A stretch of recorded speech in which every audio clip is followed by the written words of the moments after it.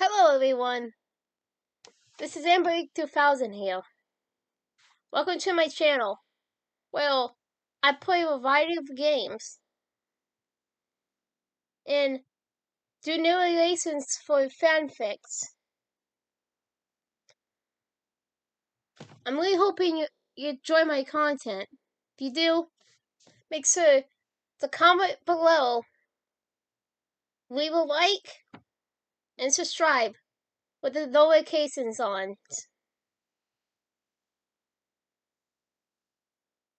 Right, so next time, this is AmberAnkNA. Welcome to my channel. So, hi. Shadows, A Life is Strange Story. Chapter 10. I be there till the stars don't shine, till the heavens burst and the words don't whine. I know when I die you'll be on my mind, and I love you. Always. Always.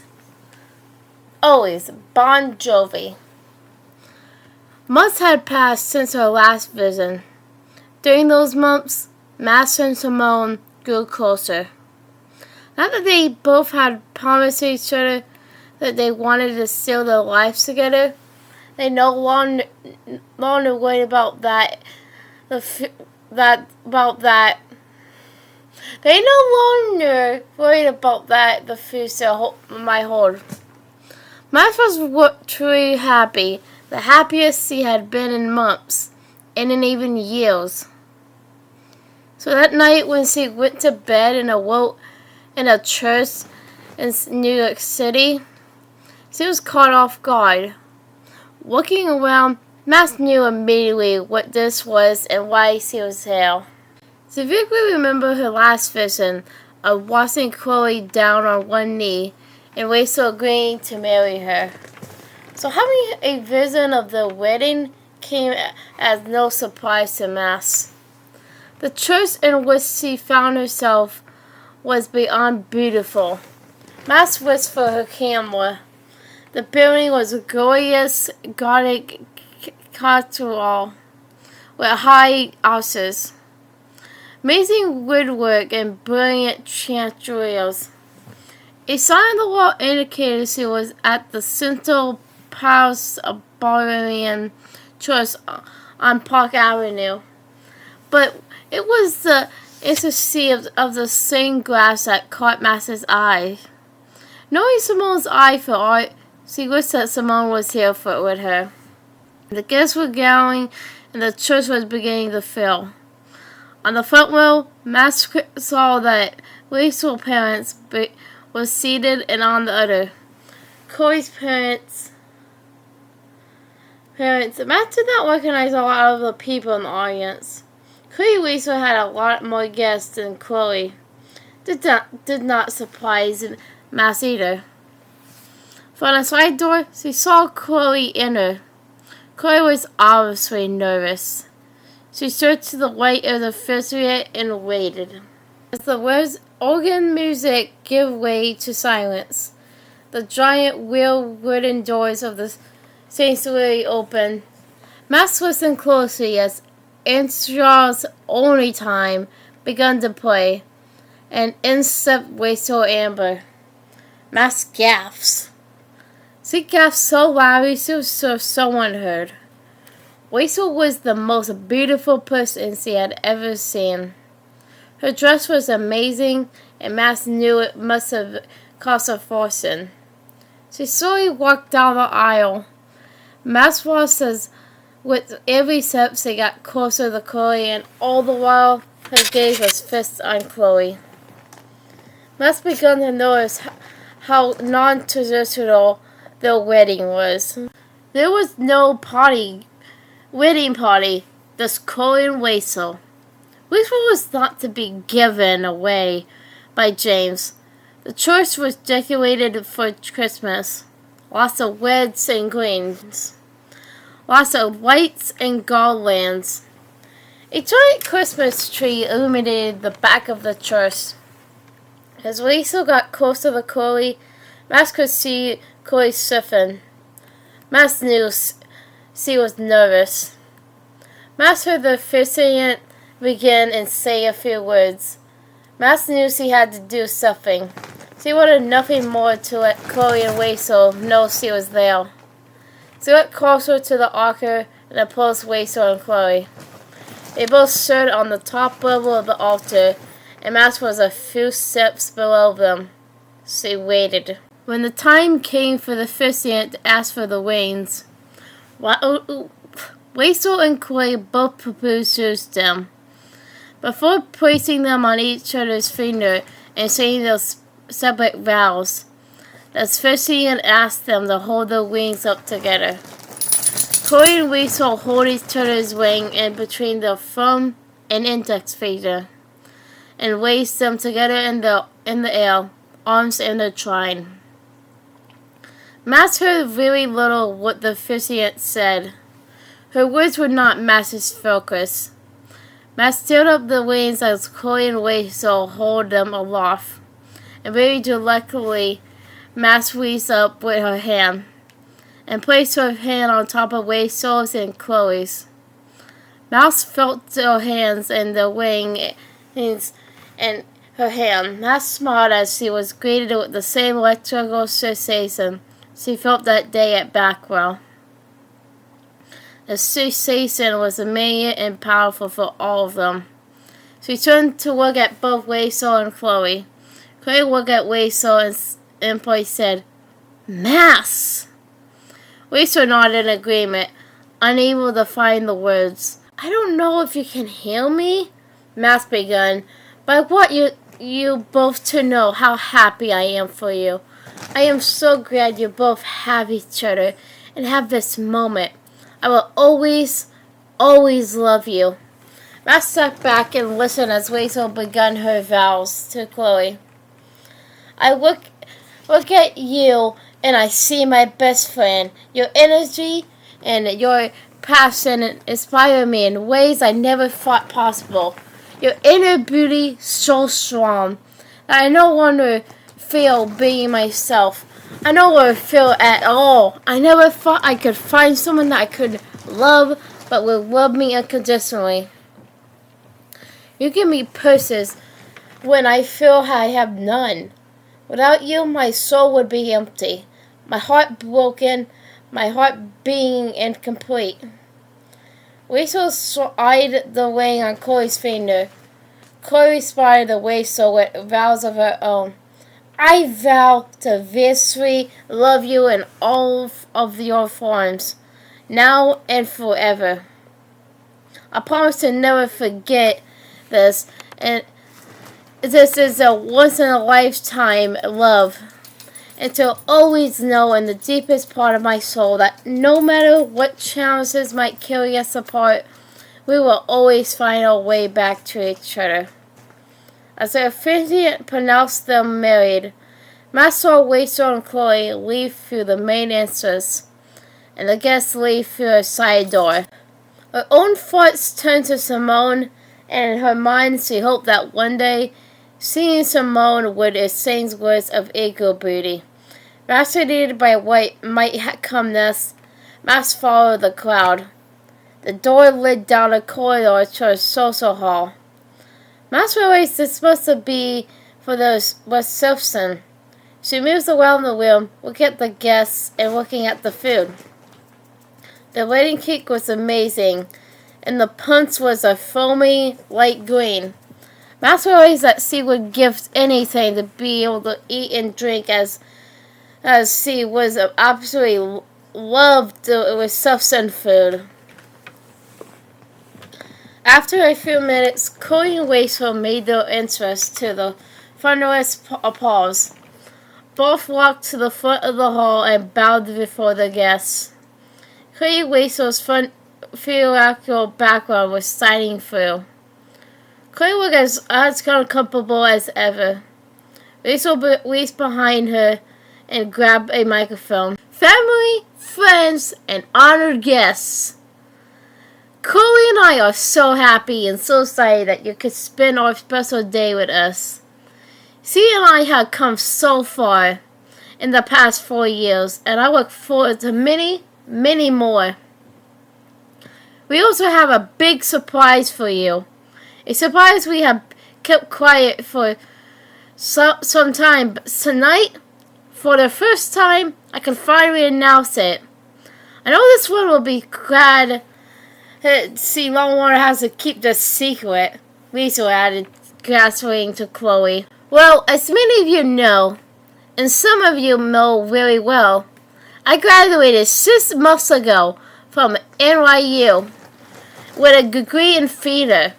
As part of my senior project, I had to write, draft, develop, and perform a one-woman, one-act play. Well, it was so well received, my department chair contacted his friends on Broadway, and they optioned it for a performance. Furnace applause broke out yet again. Matt smiled and was evaluated for Rachel. Rachel continued, I am excited to announce 2 things. First, the play will perform premiere in January of next year, right here in New York. And I was able to work with the box office and the production company and get all of you in on the first round of ticket sales. They go on sale next week. More applaud. Then tonight, I am prepared to announce the title of the play. It is a very personal to me, and if you know me well, you know I believe the truest form of all arts comes from within, deep in our soul, our personal experiences. Those moments that shape us. This is true with my play as well. The play is about a friend, a best friend to me and Chloe, someone we love dearly, someone who made a life-altering sacrifice for both of us. Her name is Mass. Mass was at a loss. Rachel's play is about me? Mass was as shocked as he was humbled. I do not deserve it at all.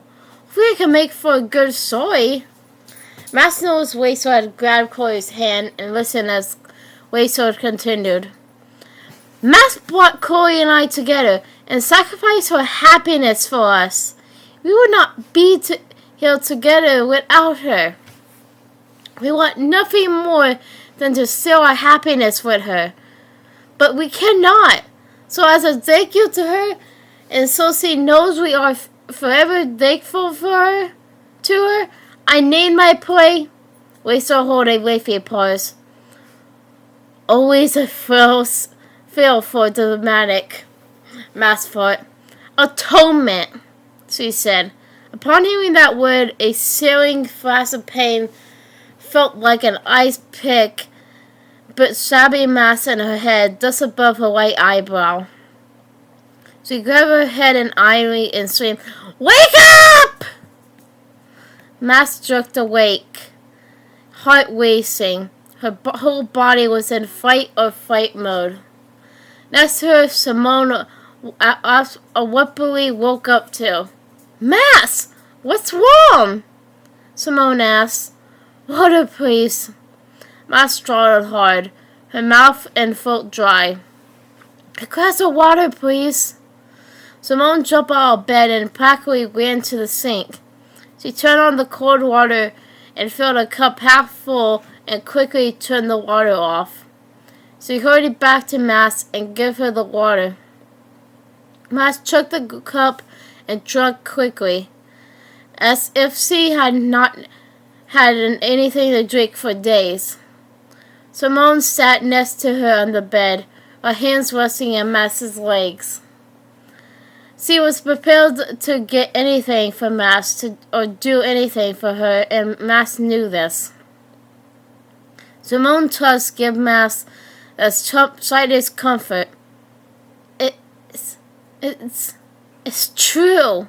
It's coming true, Mass said, sailing off into space, not looking at Simone and with a blank stare.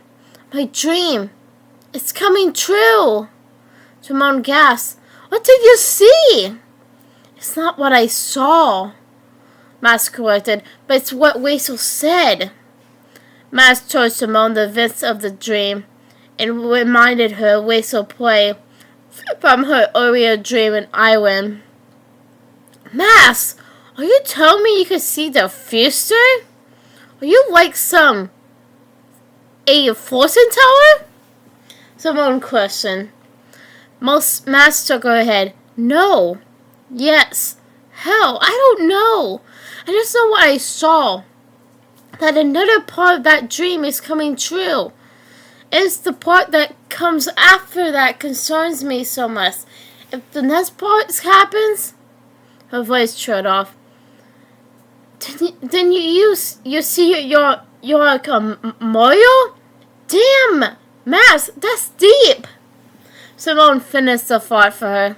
Yes, I have no idea when or how or why I am here with you and Weasel and Chloe are far away from Acadia Bay, but it's still worrying me and scaring me, Mass said, fear rising in her voice. Maybe we should not have watched all of those Final Destination movies. Someone tried to joke, but realized Mass didn't even smile. They sat down on the bed for what seemed like hours. Mass stared blankly off into space, and Simone pulled her knees to her chest and wrapped her arms around them. Simone turned to Mass with tears in her eyes. Go to them, Mass, she whispered. Mass turned to face Simone, partially inside at what she said. What did you say? Go to them, Simone repeated. They need you a lot more than I do. You need to warn them. You need to see them. Whatever is going on with your dreams, it is connected to Weasel and Chloe. You have to, Mass.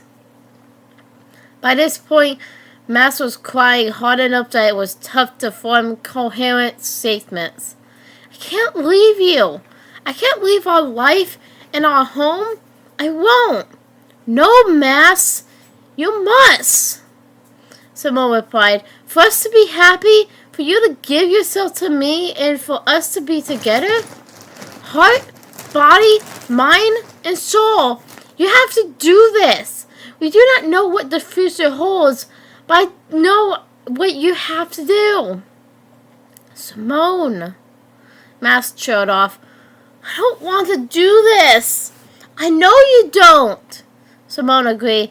I don't want you to either. And if you can forgive me for quoting one of my fave Regency characters, dark times way ahead of us, and it will be a time when we must choose between what is easy and what is right.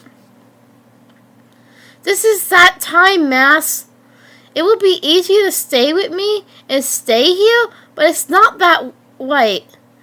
I know that, and you know that. Here, in here. Simone tapped Mass on her chest, just above her heart. We may never see each other again, Mass countered. Mass, I love you. I love you more than the sun and the stars. I love you more than I thought possible. We are meant to be.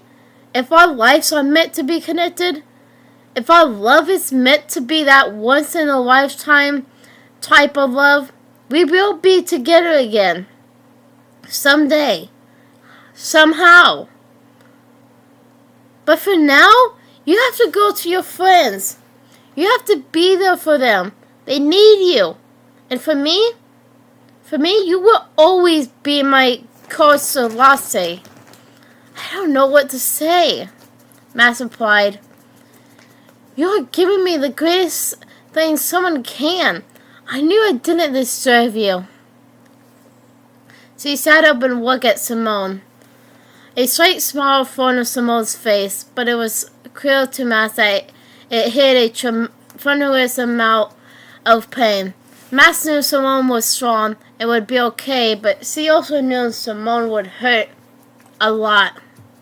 Mass kissed her, a deep, powerful, passionate kiss. As his lips parted, Mass laid her head on Simone's chest. No matter what happens, no matter where I go or how long we are apart, I will always love you. Simone brought her arms up and embraced Mass. Always, she said, making it one of her favorite ways to see moments. When Dumbledore asked Snap about Lily. Always, she whispered in Mass's ear. The last thing Mass remembered before she fell asleep in Simone's arms was the cold, wet droplets landing on her as Simone cried. Tears that were the result of a pain, a sadness, a heartbreak that no one should ever feel. Hi everyone. This is AmberAnkNA 2000 again. Well, I hope you enjoyed the video. Because, I really did enjoy making it. But, so I hope you enjoyed it. Comment, like, and subscribe with the notifications on down below. Till next time, bye!